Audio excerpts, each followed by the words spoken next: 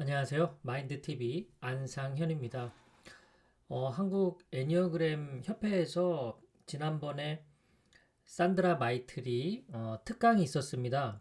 애니어그램 영적 차원이라는 제목으로 해서 특강이 있었는데 그때 이제 영상을 보신 분들은 아시겠지만 굉장히 내용이 좋았거든요.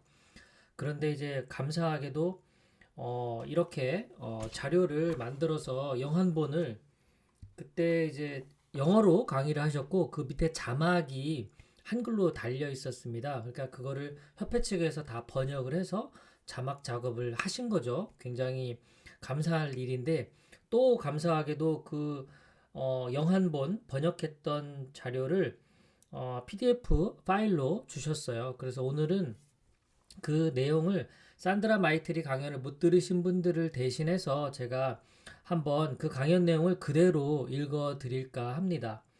안녕하세요. 제 이름은 샌드라 마이트리입니다. 저는 오늘 애니어그램의 영적 차원에 대한 특강을 하고자 합니다. 제 책을 읽으신 분들은 아시겠지만 저는 두 권의 책을 집필하였습니다. 첫 번째 책은 애니어그램의 영적인 지혜이고 두 번째 책은 애니어그램의 격정과 덕목입니다. 제가 이 두 책을 쓴 이유는 다음과 같습니다. 1980년부터 1990년에 들어와서 애니어그램이 점점 더 알려지기 시작했고 마침내 전 세계에 애니어그램이 전파되기 시작했습니다. 하지만 사람들에게 전파되는 애니어그램은 온전한 애니어그램이 아닌 성격의 애니어그램, 즉 반쪽짜리 애니어그램임을 깨닫게 되었습니다. 온전한 애니어그램은 성격의 애니어그램보다 훨씬 더 심오한 가능성을 지니고 있습니다. 저는 온전한 애니어그램을 사람들에게 알려야겠다고 생각했습니다. 온전한 애니어그램이야말로 애니어그램의 본질이고 핵심 내용이기 때문입니다. 저는 1971년부터 클라우디오 나라노로부터 애니어그램을 배우기 시작했습니다. 클라우디오 나라노는 본래 칠레의 정신과 의사입니다. 클라우디오 나라노는 구겐하임 연구재단의 지원을 받아 미국에 들어왔습니다. 나라노는 미국에 들어온 후 인간 잠재력 개발 연구에 참여하게 되었습니다. 당시 캘리포니아 북부 베이 지역을 중심으로 인간 잠재력에 대한 연구가 활발히 이루어지고 있었습니다. 나라노는 캘리포니아 빅서 지역에 있는 에살렌 연구소에서 연구를 시작했습니다. 에살렌은 태평양을 끼고 있는 항구 도시입니다. 에살렌은 사람들로 하여금 자유롭게 자신에 대한 심도 있는 탐구를 수행하도록 해주었습니다. 에살렌으로 인간 잠재력 분야에 많은 전문가들이 모여들었습니다. 그 중에는 교육 전문가 조지 레너드와 딕 프라이스와 같은 탁월한 학자들도 있었습니다. 게슈탈트 치료를 창시한 프리츠 펄스도 멤버 중 하나였습니다. 나라노는 인간 잠재력 개발에 심취했습니다. 나라노는 1960년 중반부터 프리츠 펄스와 함께 연구하였습니다. 나라노는 게슈탈트 치료를 적극 지지했을 뿐 아니라 훌륭한 게슈탈트 치료의 학자이기도 했습니다. 나라노는 또한 영성에 특별한 관심을 가졌습니다. 그는 어린 시절부터 영성에 관심을 가졌습니다. 그에게 많은 영향을 준 사람은 투틸라 엘버트였습니다. 투틸라 엘버트는 나라노의 초기 시절에 멘토 역할을 했습니다. 나라노는 영성 연구의 신비함에 마음이 끌렸습니다. 나라노는 이드리샤에게도 관심을 가졌는데 이드리샤는 수피 신비주의 학파에 속했습니다. 수피교는 일종의 신비주의 이슬람 일파입니다. 이드리샤는 다양한 이야기를 통해 가르쳤습니다. 이드리샤의 이야기는 바로 이해할 수만 있다면 그 속에 상당한 내용의 진리를 담고 있었습니다. 나라노는 이드리샤에게 많은 관심을 기울였습니다. 나라노는 또한 볼리비아의 영성가 오스카 이차조로부터 가르침을 받았습니다. 오스카 이차조 역시도 구르지에프가 접했던 애니어그램 자료를 접했던 것 같습니다. 구르지에프는 이미 19세기 말부터 20세기 초에 애니어그램을 접한 바 있습니다. 이러한 자료를 접하게 해준 수도원은 아마도 중앙아시아 아프간 지역에 있었던 것으로 추정됩니다. 2차조는 구르지에프가 수학했던 곳에서 같은 애니어그램을 배웠으리라 여겨집니다. 구르지에프는 2차조가 나중에 사용했던 같은 종류의 애니어그램 도형, 화살표, 그림 등을 처음으로 서구 세계에 소개하고 전달해준 인물이었기 때문입니다. 구르지에프는 학생들을 모아 그룹을 만들었습니다. 구르지에프는 그의 생도 그룹을 진리 추구자라고 불렀으며 그 생도 그룹을 매우 엄격하게 관리했습니다. 구르지에프는 학생들에게 매우 엄격한 사람이었습니다. 그는 직장과 가정을 가진 학생들에게 전보를 보내서 당장 그 직장과 가정을 떠나서 자기가 지명한 다른 도시로 올 것을 명령했습니다. 자기 밑에서 계속 공부하려면 다음날 밤까지 거주지를 떠나 자신이 있는 러시아나 볼틱 지역으로 올 것을 명령했던 것입니다. 자기 밑에서 계속 공부를 하고 싶다면 기존의 삶을 과감히 청산하고 그와 함께 완전히 새로운 삶을 살 것을 구르지에프가 생도들에게 요청했던 것입니다. 구르지에프는 상당한 영향력을 지니고 있었습니다. 구르지에프는 당시 새롭게 변화되는 유럽 공동체에 상당한 영향력을 행사했습니다. 당시 유럽은 19세기에서 20세기로의 전환이 이루어지던 시기였습니다. 당시 유럽은 신지학과 같은 신비적 학파들과 영성 학교들이 설립되었습니다. 이런 전환기에 동양의 불교와 힌두교 같은 새로운 종교적 흐름들이 유럽 속에서 일어나기도 했습니다. 구르지에프는 세상의 움직임과 흐름을 설명하기 위해 애니어그램 도형을 사용했습니다. 구르지에프는 세상 모든 생명체의 움직임과 운동을 애니어그램의 도형을 통해 설명했습니다. 그는 음계와 악보, 화음의 진행 역시 애니어그램을 통해 설명하고자 했습니다. 즉, 애니어그램 도형을 음악으로 표현하고자 했던 것입니다. 구르지에프는 행성, 행성의 움직임, 행성들 간의 관계성 등도 애니어그램을 통해 설명했습니다. 그는 인간의 성격이나 성격 유형에 대해서는 별다른 언급을 하지 않았던 것으로 보입니다. 구르지에프가 인간의 성격 유형에 대한 관심을 가지고 있었다 하더라도 그것을 대중 강연에 포함시키지는 않았던 것으로 보입니다. 이에 대한 정확한 정보는 알 수 없습니다. 한편 2차조는 이미 1960년대에 애니어그램 도형을 구르지에프와는 다른 방식으로 사용하기 시작했습니다. 2차조는 애니어그램 도형을 가지고 인간의 다양한 성격 유형을 설명하는 데 사용했습니다.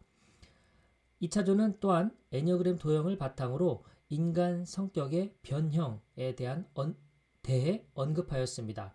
즉, 내적 영성 수련에 있어서 애니어그램이 어떤 변형을 가능케 하는가를 가르쳤던 것입니다. 나라노는 2차조가 이처럼 성격의 변형과 영성에 대해 가르쳤었다고 술해했습니다.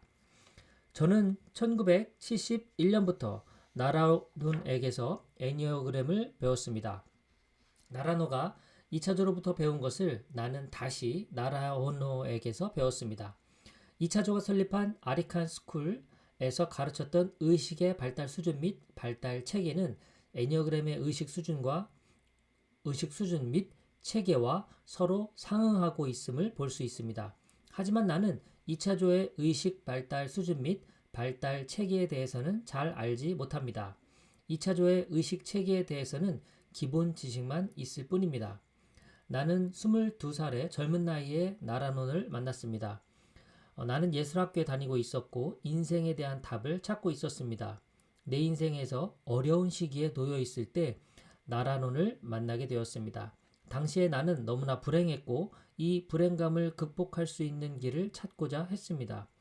어느 날 친구가 나에게 전단지를 하나 건네주었습니다. 그 전단지는 나라노가 훈련 그룹 멤버들을 모집한다는 것이었고 나는 그 훈련 그룹에 깊은 관심을 가지게 되었습니다. 당시에 나라노는 칠레의 아리카 사막에서 2차조와 함께 훈련을 끝내고 막 미국에 들어왔을 때였습니다. 그때 2차조가 운영했던 기관의 이름은 사막의 지명을 따라 아리카 연구소라고 불렸습니다. 그 당시 나라노는 2차조와 훈련을 마친 지 단 몇 개월 되지 않았을 때였습니다. 그 당시 나라노는 훈련생들에게 이렇게 말했습니다. 내적 작업을 통한 영적 깨달음에 이를 수 있도록 애니어그램을 비롯한 다양한 방안을 사용하겠다는 것이었습니다. 나라노가 애니어그램을 가르치고자 했던 주된 이유는 영적 깨달음과 영적 각성을 위한 것이었습니다. 이 그룹은 나라노가 처음으로 애니어그램을 가르쳤던 그룹이었습니다. 이 훈련 그룹의 중심 목표는 영적 변형을 이루는 것이었습니다. 이 그룹의 중심 목표는 애니어그램 전수가 아니었습니다. 이 그룹이 지향하는 중심 목표는 영적 변형이었고 애니어그램은 이를 위한 도구였습니다. 나라노는 애니어그램을 통해 그의 훈련생들이 영적 깨달음을 할 수 있도록 인도하고자 했습니다. 이 그룹에서 했던 모든 활동, 교육, 훈련은 오직 영적 각성과 영적 깨달음을 위한 것이었습니다. 자기 훈련생들로 하여금 영적 깨달음에 이를 수 있도록 하기 위해 나라노가 사용했던 여러 도구들 중 하나가 애니어그램이었던 것입니다. 나라노의 훈련 그룹은 1971년 가을에 처음으로 구성되었고 약 70명의 훈련생들이 모였습니다. 훈련생들 대부분은 인간 잠재력을 연구하는 연구자들이었습니다. 초자아 심리학을 아는 분이 있다면 이 분야의 대가인 찰스 스타트라는 이름을 들어보았을 것입니다. 그때의 훈련생 중에 찰스 스타트도 있었습니다. 그는 초자아 심리학의 분야에 많은 연구서를 출간한 바 있습니다. 그때의 훈련생 중에 해미드 알리가 있는데 그는 현재 알마스라는 필명을 사용하고 있습니다. 해미드 알리는 다이아몬드 접근법이라는 영성 훈련을 개발하였습니다. 이에 대해서는 나중에 설명하도록 하겠습니다. 이 훈련 그룹에 대해 무엇을 더 말해볼까요? 훈련생들은 매주 또는 격주 등으로 가능한 자주 만났습니다. 이 훈련은 상당한 시간과 노력을 투자해야만 했습니다. 이것은 또한 매우 강도 높은 훈련이었습니다. 마치 찜통에서 찜 찌는 것 같은 경험이었습니다. 나라노는 직접적으로 직면하는 방식을 사용했습니다. 나라노는 훈련생을 호명하여 앞으로 나오게 했습니다. 앞으로 나온 학생으로 하여금 전체 학생들 앞에서 상당히 개인적인 사항들을 드러내어 말할 것을 요구하였습니다. 그는 학생들로 하여금 최대한 솔직하고 투명하고 진실되게 자신을 드러내도록 요구했습니다. 애니어그램이 처음 활용되었던 방식은 바로 이러한 방식이었습니다. 매번 훈련 그룹이 모일 때마다 나라노는 애니어그램의 풍부하고 다양한 통찰들을 가르쳐 주었습니다. 나라노는 애니어그램의 다양한 측면과 다양한 차원들을 가르쳤습니다. 애니어그램의 몸통뿐 아니라 날개, 화살표, 내적 흐름에 대해서도 가르쳤습니다. 각 유형의 함정에 대해 강의했고 거짓의 애니어그램에 대해 가르쳤습니다. 각 유형의 자아 방어 기제에 대해 강의했고 다양한 복합적 애니어그램에 대해 가르쳤습니다. 하지만 모든 애니어그램의 이론 중에 가장 중요한 것은 두 축의 애니어그램이었습니다. 나라노 강의의 가장 중요한 핵심이 바로 이 두 축의 애니어그램이었습니다. 나머지 이론들은 다 부차적인 것이었습니다. 애니어그램의 이론은 결국 이 두 축의 애니어그램으로 집약되고 나머지는 다 파생된 것입니다. 한 축은 성격의 애니어그램입니다. 이것을 다른 말로 고착의 애니어그램, 격정의 애니어그램이라고 부르기도 합니다. 고착의 애니어그램은 머리 센터와 연결되어 있고 격정의 애니어그램은 가슴 센터와 연결되어 있습니다. 나라노는 본능에 대해서도 가르쳤습니다. 본능의 애니어그램은 장 센터와 연결되어 있습니다. 나는 늘 고착, 격정, 본능이라는 세 용어를 머리, 가슴, 장, 센터와 연결하여 사용합니다. 이런 고착, 격정, 본능이야말로 성격의 애니어그램을 구성하는 방식이기 때문입니다. 먼저 고착의 애니어그램은 각 유형 속에 들어있는 고정관념과 연관되어 있습니다. 격정의 애니어그램은 각 유형 속에 들어있는 감정적 반응과 연결되어 있습니다. 한편 본능의 애니어그램은 우리 의식이 낮은 차원의 자아와 성격에 사로잡혀 있을 때 나타나는 생겨나는 왜곡된 본능과 연관되어 있습니다. 저는 자아와 성격 또는 성격과 자아라는 용어를 상호 대체 가능한 것으로 사용합니다. 우리의 의식이 성격적 자아 상태에 놓이게 되면 자기보존 욕구, 사회적 욕구, 성적 욕구를 자기 외부에서 채우려 합니다. 이처럼 왜곡된 본능이 제기하는 문제는 자기 욕구를 엉뚱한 데서 충족하고자 하는 데서 발생됩니다. 나라노는 이렇게 주장합니다. 참된 욕구의 충족은 우리가 참된 영성에 뿌리 내릴 때 가능해진다는 것입니다. 이러한 만족은 성격의 애니어그램이나 자아나 성격 구조를 넘어선 영적 차원에서만 가능하게 된다는 것입니다. 고착, 격정, 본능을 중심으로 한 애니어그램을 가리켜 그것을 성격의 애니어그램이라고 부릅니다. 이러한 성격의 애니어그램은 또 다른 중요한 축인 객관적 애니어그램과 서로 상응해야만 합니다. 여기서 객관적이란 말의 의미는 그것이 개인의 주관성에 매여 있지 않는다는 것입니다. 즉, 자신의 주관성을 넘어서 있기에 초월적 차원에 기초한 객관적 애니어그램이라는 뜻입니다. 객관적 애니어그램은 자아의 성격 구조를 넘어선 가능성과 잠재력의 기초에 있습니다. 인간의 성격 구조, 곧 자아는 인간의 진정한 본질을 가리는 일종의 베일 또는 먹구름 같은 것입니다. 자아의 성격 구조는 삶의 초기부터 시작되었다가 학령기가 되면 보다 분명하게 그 모습을 드러내게 됩니다. 7, 8, 9세가 되면 인간의 내적 본질인 영적 차원이 밑으로 내려가고 그 대신 성격적 특성이 드러나기 시작합니다. 객관적 애니어그램은 인간의 본질로서의 영적 특성을 보여줍니다. 머리센터와 상응하는 객관적 애니어그램을 가리켜서 신성한 사고의 애니어그램이라고 부릅니다. 이것이 곧 이차조와 나라노가 함께 동의하는 신성한 사고의 애니어그램인 것입니다. 나라노는 신성한 사고 개념을 통해 인간 성격이 인간의 본질을 오염시키기 이전의 참된 모습을 보여주고자 했습니다. 9가지 신성한 사고는 진리를 이해하고 포착하는 9가지 관점을 보여줍니다. 9가지 신성한 사고는 인간의 내적, 외적, 실제를 보여주되 9가지 신성한 사고는 서로 간의 우열이나 차등 없이 모두가 동등한 것으로 나타납니다. 9가지 신성한 사고는 세상의 9가지 실제에 대한 온전한 관점을 드러내어 줍니다. 신성한 사고는 서로가 다르지만 서로 동등한 9가지 실제를 보여줍니다. 인간은 9가지 신성한 사고 중 어느 한 가지에 예민하게 반응하도록 태어납니다. 인간의 출생 이후 성장해 나가면서 9가지 신성한 사고는 어느 하나와의 밀접한 관련 속에서 자신의 경험을 이해하고 해석하게 됩니다. 사람은 누구나 9가지 애니어그램 중 한 유형을 가지게 된다고 할 때 그 말의 의미는 9가지 신성한 사고 중 어느 한 유형에 대한 민감성을 가지게 된다는 것입니다. 9가지 신성한 사고 중 어느 한 유형에 대해 더 민감하게 되고 반응하게 되고 상호작용을 하다가 일정 시간이 흐르면 그러한 민감성과 상호작용이 무뎌지게 된다는 것입니다. 이에 대해서는 나중에 더 말씀드리게 될 것입니다. 인간이 성장하고 세월이 지남에 따라 처음에 가졌던 신성한 사고에 대한 민감성이 사라져버리고 맙니다.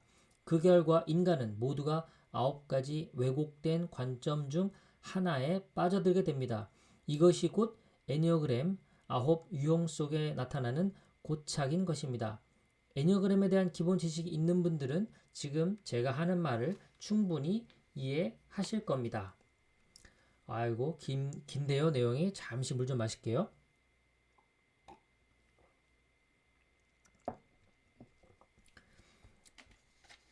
자, 아직 애니어그램 지식이 부족한 분들을 위해서 차차 더 자세한 설명을 드리고자 합니다.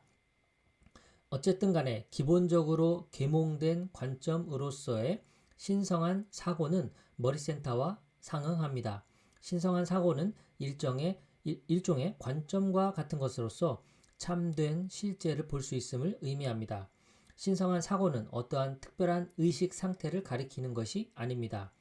어떤 특별한 의식 상태이기보다는 그러한 의식 상태에 대한 관점입니다.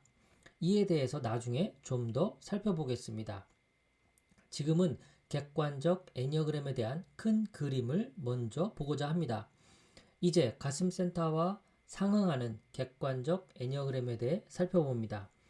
가슴센터와 상응하는 객관적 애니어그램은 무엇보다 우리의 감성에 관련되어 있습니다. 여기서 언급하고자 하는 것은 효율적 차원이 아닌 감정적 차원입니다. 즉, 우리 가슴 안에서 일어나는 감정에 관한 것입니다. 인간의 의식은 감정적 분위기를 인지합니다.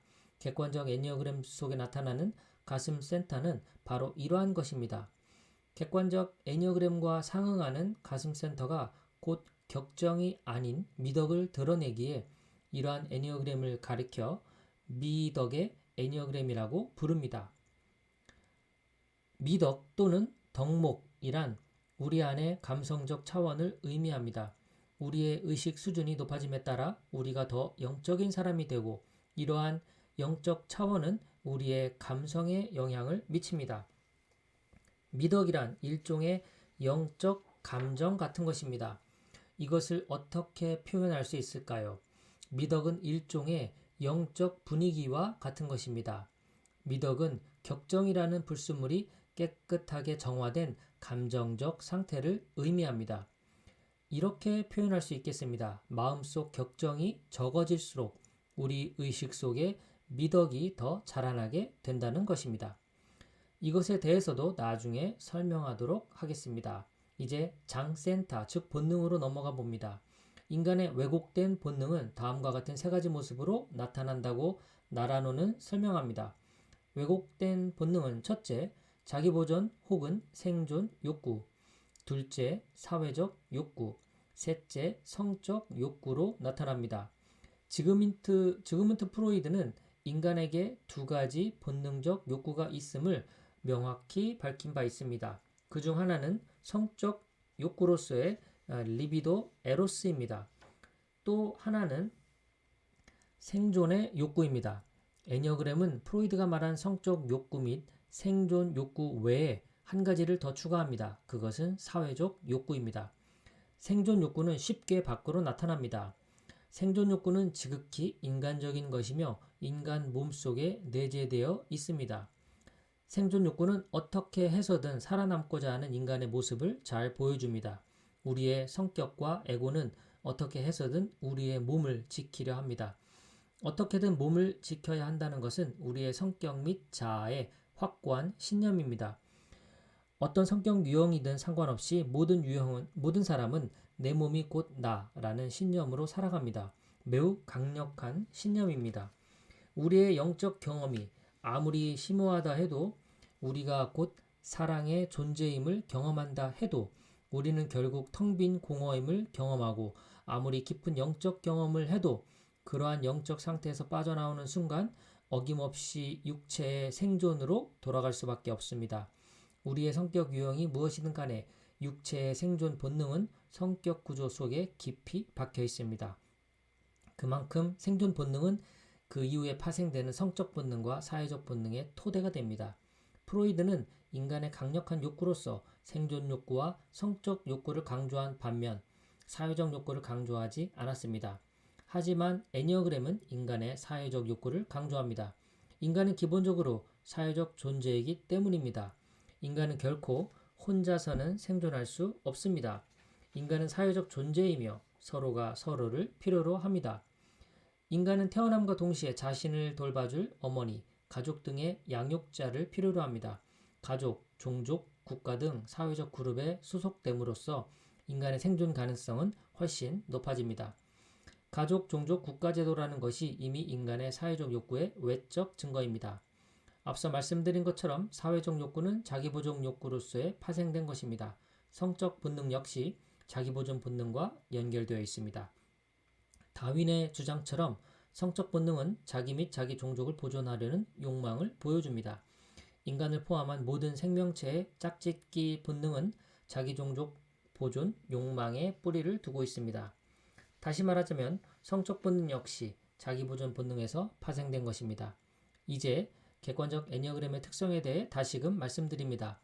왜곡되지 않은 자기 보존, 사회적, 성적 본능이 있다면 그것은 육체에 근거하지 않은 본능이어야 합니다. 왜곡되지 않은 본능이란 자기 육체로부터 해방된 본능입니다. 객관적 애니어그램은 우리에게 다음과 같은 것을 제시합니다. 인간이 육체에게 묶여있다는 생각에서 벗어날 때 인간은 비로소 왜곡된 본능에서 자유하게 된다는 것입니다. 육체에 묶여있다는 말의 의미는 별로 어려운 것이 아닙니다. 육체의 생명이 끝나면 그 모든 것이 다 끝나고 없다고 착각하는 이들이 많습니다. 많은 사람들이 이렇게 믿고 있기 때문에 육체의 죽음을 심히 두려워합니다. 즉, 육체의 죽음과 함께 자기 존재가 사라짐을 두려워하는 것입니다. 흥미롭게도 티베트 불교에서는 영적 수행을 곧 육체의 죽음에 대한 준비로 여기고 있습니다. 나는 이런 사실을 확신합니다. 영적 수행은 곧 나 자신을 발견하는 수행입니다.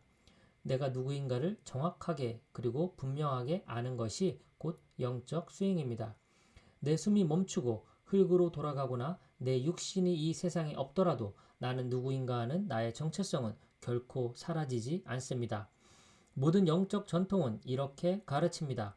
나는 내 육체 이상의 존재이다.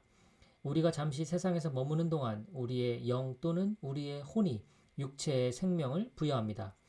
누군가 숨을 거두는 것을 직접 보신 적이 있다면, 여러분이 잘 아는 어떤 사람이 이제 막 숨을 거두는 것을 보았다면 여러분은 여러분 눈으로 생명이 떠난 육체를 보게 될 것입니다. 이때 너무나 분명한 사실이 있습니다. 여러분이 잘 알고 사랑하고 관계에 맺었던 그 사람은 숨이 멈춘 상태로 남아있는 육체만은 아니라는 것입니다. 그 사람은 누워있는 육체 이상의 존재입니다. 그렇다고 해서 육체가 중요하지 않다는 것은 결코 아닙니다. 육체는 우리가 세상에서 살 수 있도록 해주는 중요한 실체입니다.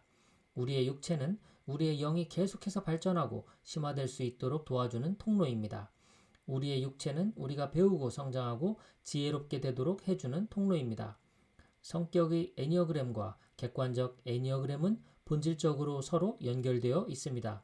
성격의 애니어그램과 객관적 애니어그램은 서로를 거울처럼 비춰줍니다.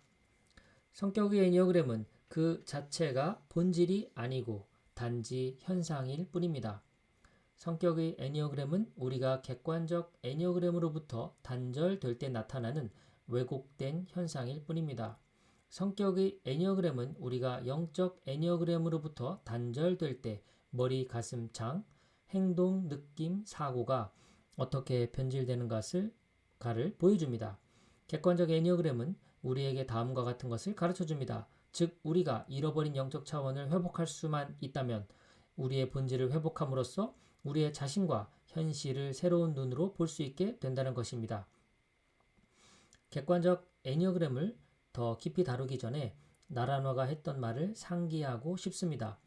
2차조가 나라노에게 전달했던 애니어그램은 하나의 뼈대 같은 것이었고, 우리가 현재 사용하는 성격의 애니어그램은 그 뼈대 사이에 살을 채워넣는 나라노의 작품이라는 것입니다. 이 말은 곧 어느 지점까지는 2차조가 전수해 주었지만 그 이후부터는 나라노가 발전시킨 것이 곧 성격의 애니어그램이라는 것입니다. 당사자들, 즉 이미 고인이 된 2차조와 나란호 외에는 어디까지가 2차조가 전수해 준 것이고 어디까지가 나라노가 발전시킨 것인지는 알 수 없습니다. 나라노가 제시한 성격의 애니어그램은 거의 자동적으로 흘러나오며 완성되었다는 나라노의 말은 과장된 것이 아닙니다. 나라노는 매우 탁월한 사람이었습니다. 평생 만나본 모든 사람들 중에 가장 탁월한 사람 중 하나였습니다. 그는 심리학에 대한 심오한 지식을 가지고 있었습니다. 그는 고도의 훈련을 받은 정신의학자이기도 했습니다. 그는 정부로부터 면허를 소지한 전문의였습니다. 나라노는 프로이드 학파 중 한 사람이었던 카렌 호니와 함께 심리학과 정신의학을 함께 연구했습니다. 그는 당시의 심리학 이론들의 정통에 있었습니다. 나라노의 이론들은 그의 심오한 지식과 전문성, 탁월한 통찰에 의해 완성되었습니다. 현재의 애니어그램은 나라노에 의해 완성되었다 해도 과언이 아닙니다. 앞서 말한 것처럼 2차조는 그 자신만의 독특한 방식으로 애니어그램을 해석했습니다. 내가 아는 한 2차조는 애니어그램의 각 유형의 심리적 특성에 대해 큰 관심을 기울이지 않았습니다. 애니어그램의 유형의 심리적 특성은 나라노에 의해 제시된 것입니다. 나라노가 애니어그램 유형의 특성을 제시한 것은 무엇보다 애니어그램을 통한 영적 수련을 위한 것이었습니다. 애니어그램의 참된 목적은 우리의 성격 구조와 자아를 뛰어넘어 참된 자기가 되도록 하기 위한 것입니다. 애니어그램의 궁극적 목적은 참된 자기의 본질을 회복하는 것입니다. 1980년대와 90년대가 되자 애니어그램은 점점 더 많이 확산되었습니다. 그때부터 애니어그램은 점점 성격 유형 검사 및 인간관계 역동을 향해 움직여가게 되었습니다. 급기야 애니어그램은 인간 경영 및 효율적 인간 관리를 위한 도구로 활용되기 시작했습니다. 물론 애니어그램은 경영 및 인간 관리를 위한 도구로서 손색이 없습니다. 인간에 대해 매우 정확한 지도이기 때문입니다. 물론 인간에 대한 지도가 애니어그램만 있는 것은 아닙니다. 하지만 애니어그램은 인간과 실제에 관한 매우 정교한 지도임에 틀림없습니다. 애니어그램은 인간의 본성과 성격에 대해 깊이 이해할 수 있도록 해줍니다. 하지만 애니어그램 외에도 인간 이해를 돕는 심리적 지도가 많이 있습니다. 그 예로서 점성학을 들 수 있습니다. 점성학에서 파생된 것 중에 인간 디자인이라는 심리 지도도 있습니다. 융의 심리학에 기초한 심리 지도도 있습니다. 인간을 이해할 수 있도록 도와주는 많은 성격 이론들도 있습니다. 이러한 모든 이론들이 어느 정도 타당성과 효율성이 있습니다. 애니어그램을 공부해 본 분들은 아시겠지만 어떤 사람들은 애니어그램 유행에 잘 들어맞지 않는 것처럼 보일 때가 있습니다. 그런가 하면 아주 전형적인 애니어그램 틀에 정확하게 들어맞는 사람도 있습니다. 이런 사람들의 성격적 특성은 매우 분명합니다. 그냥 보기만 해도 그 사람의 애니어그램 유형을 알 수 있는 사람이 있습니다. 하지만 어떤 사람은 마치 유형에 속하지 않기로 작정한 사람처럼 보이기도 합니다. 그런 사람의 유형을 정하는 것은 매우 어렵습니다. 어떤 사람은 애니어그램 지도의 틀처럼 딱 들어맞는 것을 보면 참으로 신기합니다. 하지만 어떤 사람은 주의 깊게 들여다보아도 좀처럼 유형을 파악하기가 어렵습니다. 어떤 사람은 그 유형이 분명하게 드러나는 데 비해 또 어떤 사람은 그 유형이 드러나지 않습니다. 애니어그램은 보편적 인간 지도임에 틀림없습니다. 하지만 여전히 어떤 사람은 유형에 잘 맞지 않는 것처럼 보일 때가 있습니다. 그런 사람의 유형은 좀처럼 정하기 어렵습니다. 그 이유 중 하나는 성장 과정 중에 부모님으로부터 받은 깊은 영향 때문입니다. 부모님 중 한 분이 1유형인 경우를 살펴봅니다. 그 자녀는 자기 부모와 유사하게 1유형처럼 보일 수 있습니다. 하지만 좀 더 깊이 들여다보면 그 자녀는 1유형이 아님을 깨닫게 됩니다. 이 사람의 유형을 결정함에 있어 부모님으로부터 영향이 유형 결정을 힘들게 합니다. 그 사람이 의도적으로 유형 파악을 방해하는 것은 아닙니다. 문제는 그 사람에게 여러 특성이 동시에 영향을 주고 있다는 것입니다. 또한 문화적 영향도 유형 결정을 어렵게 합니다. 예를 들면 어떤 문화는 매우 팔유형적입니다.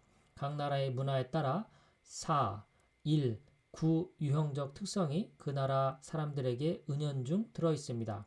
즉, 특정 문화에 따른 유형적 특성이 두드러지게 나타납니다. 그래서 한 사람의 유형을 정확히 알려면 그 사람이 속한 문화적 영향을 넘어서 보다 깊게 보고 깊게 느낄 수 있어야 합니다. 객관적 애니어그램에 대해 좀 더 자세히 말씀드리겠다고 언급한 적이 있습니다. 하지만 그보다 먼저 중요한 포인트를 상기하고자 합니다. 그것은 애니어그램의 참된 목적에 관한 것입니다. 단언하건대 애니어그램의 참된 목적은 변형입니다.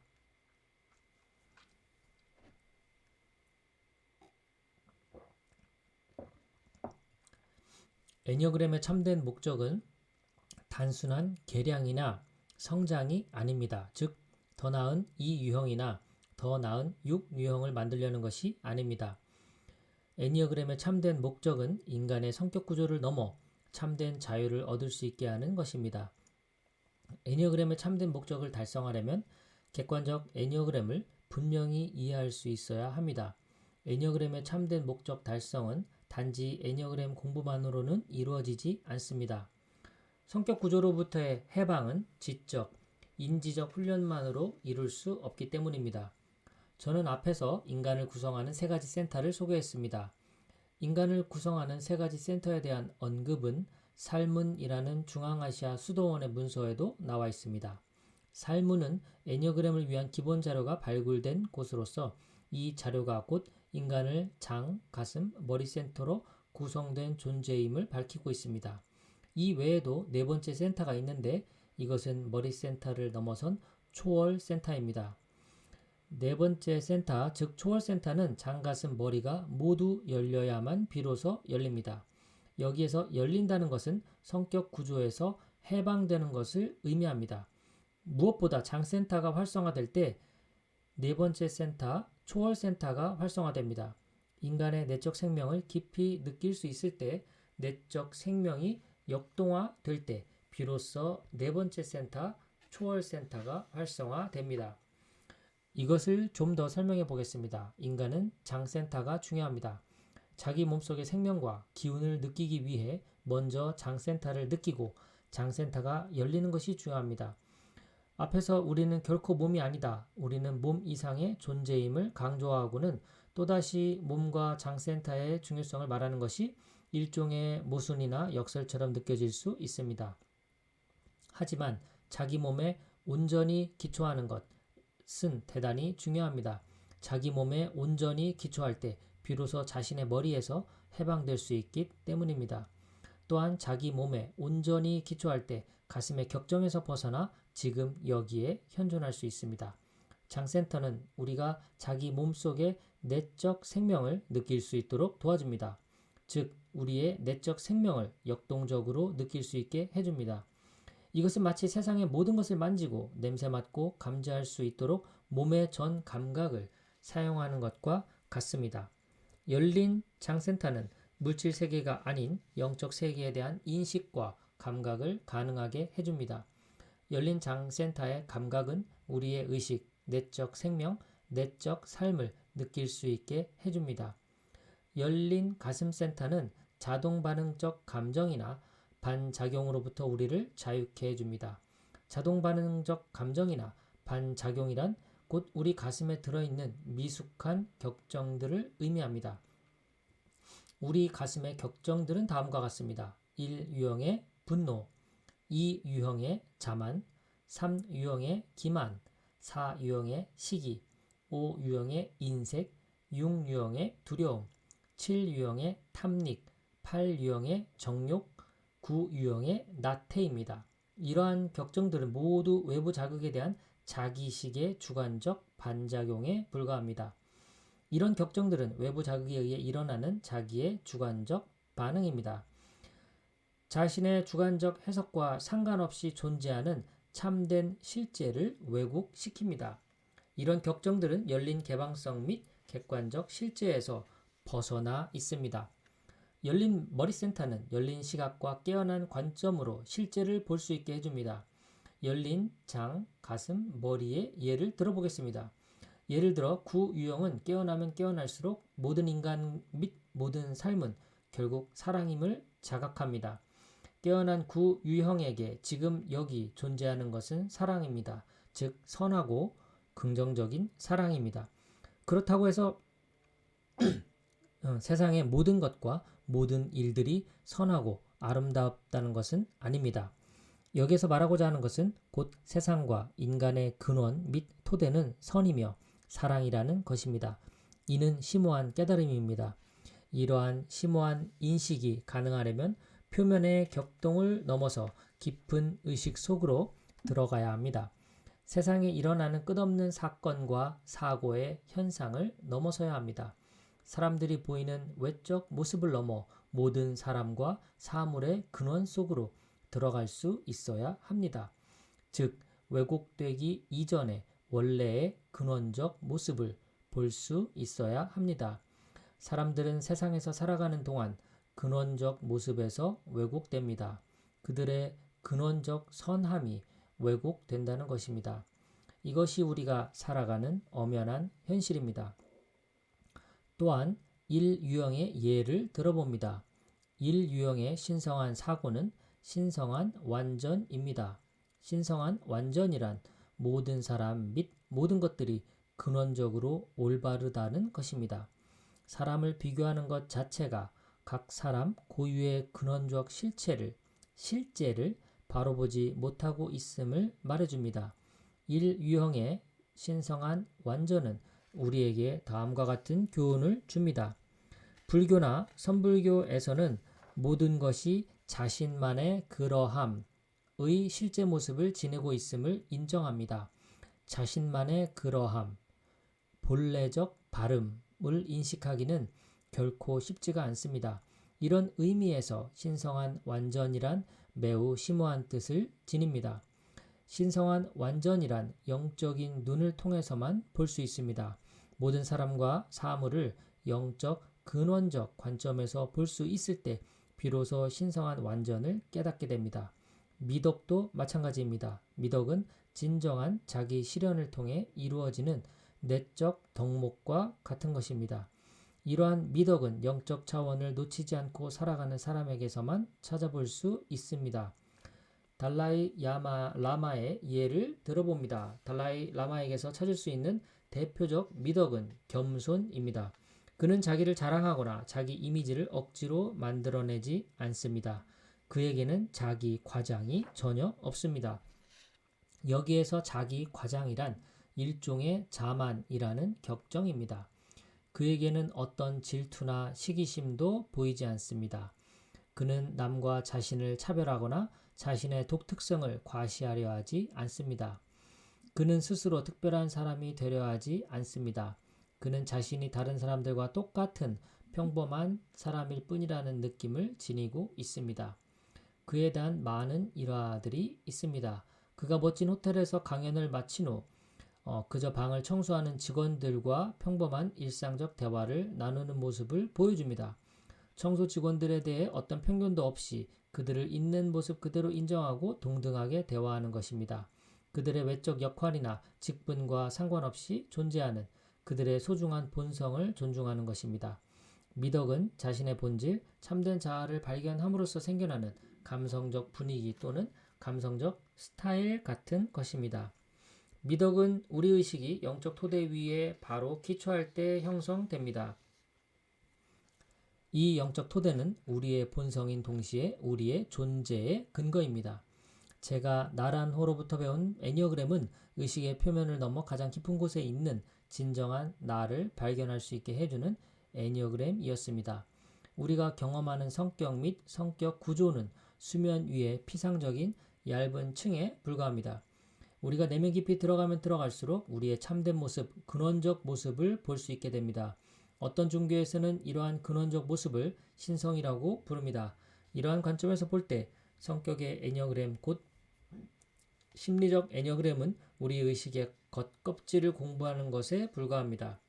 이러한 심리와 의식이 겉껍질이 곧 자기인 것으로 착각하는 분들이 많습니다. 의식과 심리의 겉껍질이 자기는 아닙니다. 많은 사람들이 자신의 에고, 성격, 자신의 유형이 곧 자기라고 착각하고 살아갑니다. 이제 영적 발달의 일환으로서 본능의 변형을 살펴보겠습니다. 우리의 육체적 본능에 관심을 덜 가지면 가질수록 우리의 육체적 본능 충족을 위한 에너지를 덜 쓰게 됩니다. 우리 내면 심층부에 있는 보다 심오한 욕구에 접촉하게 될수록 육체적 본능과 표면적 욕구를 좀 더 초월할 수 있게 됩니다. 이것을 이해하기 위해 알마스라는 필명을 사용하는 헤미드 알리의 이론을 알아야 합니다. 앞서 말한 것처럼 헤미드는 저와 함께 나란으로부터 직접 가르침을 받았습니다. 헤미드는 육체적 욕구를 넘어선 깨달음 욕구를 언급합니다. 깨달음 욕구란 자아 실현 및 깨달음을 향한 욕구를 의미합니다. 깨달음 욕구는 존재의 근거와 하나 되고자 하는 욕구, 즉 심층 차원에서 참자기를 알고자 하는 욕구입니다.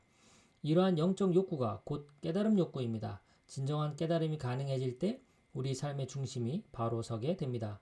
참자기를 발견하게 되면 우리의 육체적, 자기보존, 사회적, 성적 욕구로부터 점점 더 자유롭게 됩니다. 애니어그램에는 총 27가지 유형들이 있음을 기억하실 겁니다. 9가지 성격 유형들 속에 각각 3가지 하위 유형이 있다는 것은 곧 9가지 성격 유형들이 모두 자기보존, 사회적, 성적 욕구를 중심으로 움직인다는 말입니다. 자기의 본능적 욕구는 어느 것이 더 강한가에 따라 자기보존, 사회적, 성적 하위 유형 중 하나일 겁니다. 하지만 기억해야 할 것이 하나 있습니다. 사실 우리가 3가지 욕구 중 어느 하나를 가지고 있는 것이 아니라 우리는 3가지 욕구를 모두 가지고 있다는 것입니다. 3가지 욕구를 모두 가지고 있되 그 중에 어느 욕구가 더 강한가에 따라 하위 유형이 정해집니다. 자신이 하위 유형이 무엇인지 알기 위해서는 스스로 이렇게 물어보아야 합니다. 무엇이 나를 행복하게 하는가? 어떻게 해야 내가 행복해지는가? 그 사람의 하위 유형적 욕구가 우선적으로 충족되어야 일시적으로나마 그 사람이 편안해지고 행복을 느끼게 됩니다. 이러한 하위 유형은 우선적 충족을 향해 움직여 나갑니다. 성격 유형은 이렇게 생각합니다. 나에게 완벽한 파트너가 있다면, 완전한 관계 형성이 가능하다면 행복할 텐데. 사회적 유형은 이렇게 느낍니다. 높은 사회적 지위에 오르거나 중요한 인물이 된다면 행복할 텐데. 자기보존 여성은 이렇게 생각할 수 있습니다. 풍족한 주식과 멋진 옷이 있으면 행복할 텐데. 자기보존 남성은 이렇게 느낄 수 있습니다. 멋진 차들과 부러워할 만한 집이 있으면 행복할 텐데. 여러분도 아시겠지만 이런 행복감은 결코 오래가지 못합니다. 우리의 욕구와 본능 충족이 결코 우리의 온전한 자아 실현과 행복을 가져다 줄 수 없기 때문입니다. 모든 시대에 걸친 영적 가르침은 하나같이 이야기합니다. 진정한 자아 실현과 행복은 우리의 존재의 근거와 온전히 하나됨으로써 가능하다는 것입니다. 진정한 자아 실현과 참된 행복의 길이 바로 여기 있습니다. 이제 이렇게 물어야 합니다. 그럼 어떻게 해야 합니까? 이런 영적 성장은 어떻게 이루어집니까? 저에게 있어서는 영적 수련이 나라노 수련 그룹에서 시작되었습니다. 이러한 영적 수련이 제 삶의 중심이 되었습니다. 영적 수련이 내 삶의 중심이 될 줄은 나도 몰랐습니다. 나는 그저 좀 더 편안한 마음을 가지길 바랬을 뿐입니다. 영적 수련을 지속함에 따라 이런 깨달음이 올라왔습니다. 다른 이들이 참된 행복을 향해 변형되도록 도와주는 것이 내 삶의 주요 과업임을 깨닫게 된 것입니다. 내 동료이자 친구인 헤미드가 다이아몬드 접근법이라는 영성 수련을 개발했다는 것을 이미 말씀드린 바 있습니다. 나라노와의 영적 수련은 4-5년 집중한 후에 마치게 되었습니다. 4-5년의 영성 수련을 마친 뒤에도 4-5 그룹들이 지속해서 모였습니다. 나라노는 그의 영적 가르침을 계속했습니다. 어느 순간 나라노는 미국을 떠나서 스페인에서 수년간 가르쳤습니다. 그는 애니어그램의 본 정신이 흐려지면서 점점 더 물질적이고 상업화되는 것을 싫어했습니다. 미국에서 뿌리를 내린 애니어그램은 나라노에게서 훈련받았던 2 사람을 중심으로 확산되었습니다. 그중 한 사람은 예수의 신부였습니다. 그는 바로 리소 허드슨 애니어그램을 개발한 리소 허드슨 애니어그램의 주창자였습니다. 그는 기독교 공동체 및 그룹을 포함한 많은 사람들에게 애니어그램을 소개했습니다. 그는 나라노가 처음에 시도했던 것과 조금 다른 방식으로 애니어그램을 전파했습니다. 또 한 사람은 헬렌 파머로서 헬렌 파머는 추구라는 그룹을 중심으로 애니어그램을 전했습니다. 구르지에프가 구성했던 진리 추구자와 유사한 이름의 추구라는 그룹을 나라노가 구성한 바 있습니다. 현대 애니어그램을 구성한 가장 대표적인 2 그룹이 바로 이러한 그룹들입니다. 이 2 그룹 모두 나라노의 애니어그램에 그 뿌리를 두고 있습니다. 그룹에서의 훈련을 마친 후에 나의 친구 헤미드는 다이아몬드 접근법을 연구하기 시작했는데 이것은 매우 정교한 이론이었습니다. 해미드는 그가 직접 체험한 것을 기초로 새로운 영성 원리를 발견하게 됩니다. 이 영성 원리에 의하면 자아는 일종의 환상과 같은 것이며 자아 그 자체는 객관적 실제가 아니라는 것입니다. 실제로 자아 구조는 너무나 다양한 생각, 관념, 이미지들의 정신적 복합체 같은 것입니다. 해미드는 이런 확신을 갖게 되었습니다. 즉, 자아가 객관적 실제가 아니라면 철저한 경험적 탐구를 지속함으로써 그것이 객관적 실제가 아님이 드러날 수밖에 없다는 것입니다. 그래서 해미드는 탐구라는 기법을 개발했습니다. 탐구는 자신의 내적 경험을 조사해가는 과정입니다. 예를 들어보면 지금 당신의 마음이 슬플 때 탐구를 통해 그 슬픔의 근원을 들여다보는 것입니다. 이 슬픔에 대해 한번 살펴보도록 하겠습니다. 자, 이 슬픔을 한번 느껴봅시다. 자기 자신의 삶에 대해 별로 안 좋게 느낄 때 우리는 슬픔을 경험합니다. 이렇게 슬픔을 느끼게 되는 데에는 그 속에 스토리가 들어 있습니다. 그런 이야기는 늘 과거의 경험에 매여 있습니다. 현재가 아닌 과거에 일어났던 일과 연관되어 있습니다. 즉, 과거에 일어났던 일이 다시금 떠오를 때 슬픔을 느낀다는 것입니다. 예를 들면 내 친구가 내가 기대했던 것과는 전혀 다른 방식으로 나를 대했던 기억 때문에 슬픔을 느낍니다. 슬픔의 원인이 무엇인가를 탐구하게 될 때 과거에 실망스러웠던 기억을 떠올릴 수 있습니다. 그 기억과 연관된 감정 속에 빠지게 될 때 그때 마음속에서 슬픔이 올라오는 것입니다. 또 다른 예를 들어보면 과거에 나를 실망시켰던 부모님 모습이 떠오를 때도 슬픔을 느낍니다. 이런 예를 생각할 수 있습니다. 저 친구가 우리 엄마를 생각나게 하는군. 엄마에 대한 기억 때문에 슬픔에 잠기려는 순간 우리는 다음과 같은 깨달음을 얻습니다. 나는 더 이상 어린아이가 아니야. 엄마가 필요할 때 엄마가 없다고 해서 슬퍼하는 것은 어린이나 하는 일이지. 우리가 느끼는 슬픔을 탐구해 들어감에 따라 처음엔 슬픔으로 다가왔던 것이 연민으로 바뀝니다. 슬픔이 연민과 동정으로 바뀜에 따라 조금씩 따뜻한 기운을 느낍니다. 그러한 자신에 대한 따뜻한 마음과 친절을 느낄 수 있게 되고 점점 더 자신을 향한 사랑과 애정을 회복할 수 있게 됩니다. 처음엔 슬픔과 아픔의 감정으로 다가왔던 것이 깨달음과 수행 과정 속에서 점점 자신에 대한 사랑과 애정으로 변형된다는 것입니다. 이러한 다이아몬드 접근법 중 하나인 탐구 작업에 대한 간단한 예에 불과합니다. 사실 탐구는 놀라운 영적 기법이라 할 수 있습니다. 나라노와의 영성 훈련을 마친 후에도 나는 여전히 결핍감에서 벗어나지 못했습니다. 이러한 결핍감은 애니어그램 유형론의 핵심이기도 합니다. 그 당시 나는 이러한 결핍감에서 벗어날 수 없었습니다. 나라노 자신도 이 결핍의 문제를 어떻게 해결할 수 있는지 완전히 알지는 못했던 것 같습니다. 그때부터 2년간 묵상과 명상을 했습니다. 하지만 여전히 결핍의 문제를 해결할 수 없었습니다. 태국 불교 지도자는 나에게 말했습니다. 계속 앉아서 명상에 전념하세요. 고통에서 벗어나게 될 겁니다. 하지만 계속해서 명상을 해보아도 결국 문제는 해결되지 않았습니다. 결국 1978년에 미국으로 돌아왔습니다. 돌아와서 해미드를 다시 만났고 그가 새로이 시도하고 있는 영적 수행법에 대해 듣게 되었습니다.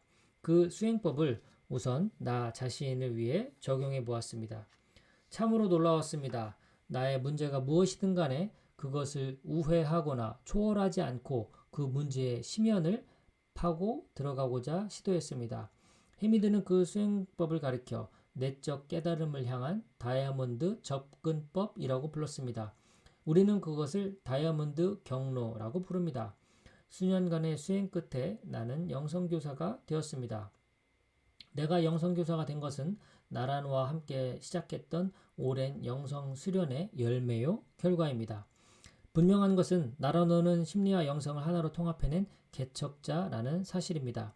해미드가 개발한 다이아몬드 접근법은 나라노의 영성 수련을 한 단계 더 높여주었습니다.